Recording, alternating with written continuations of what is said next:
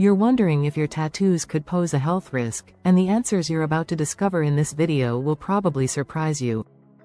Hello, I'm Dr. Maya Thompson, a general practitioner with 15 years of experience in the medical field, and today we're going to explore together a question that concerns many tattooed people.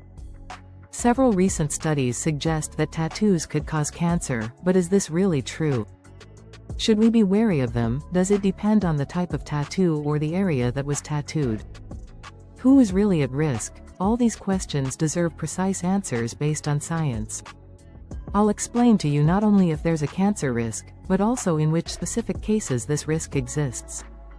How to know if you're at risk or not, and especially how to monitor your health if you already have a tattoo.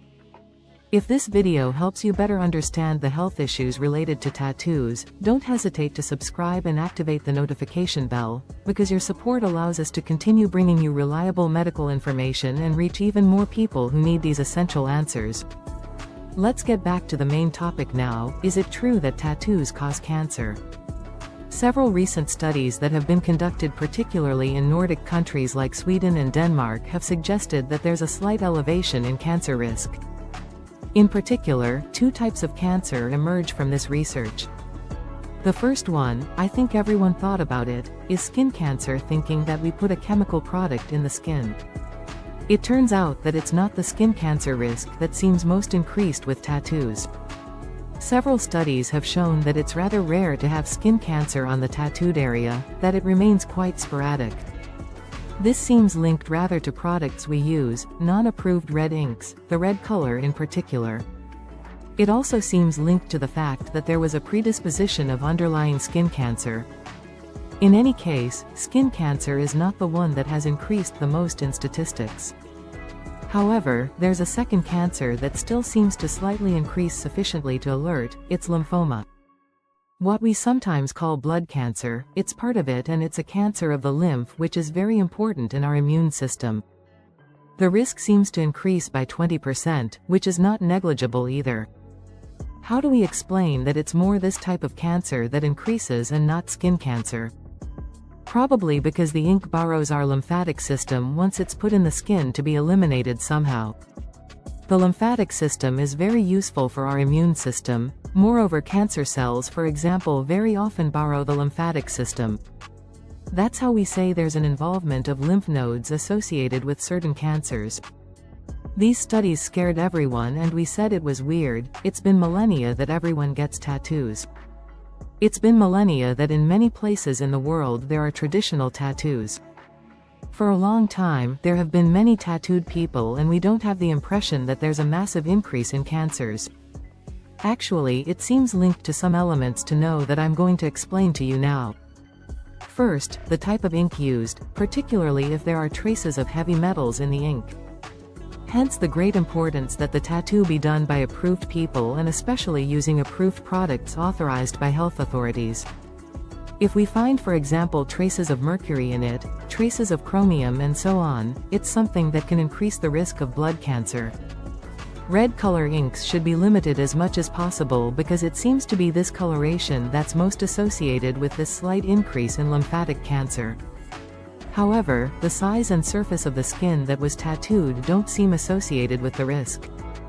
It's rather the personal predisposition and the type of product that's used that matter. For example, if I'm predisposed to have lymphatic cancer, lymphoma, even a very small tattoo will cause problems.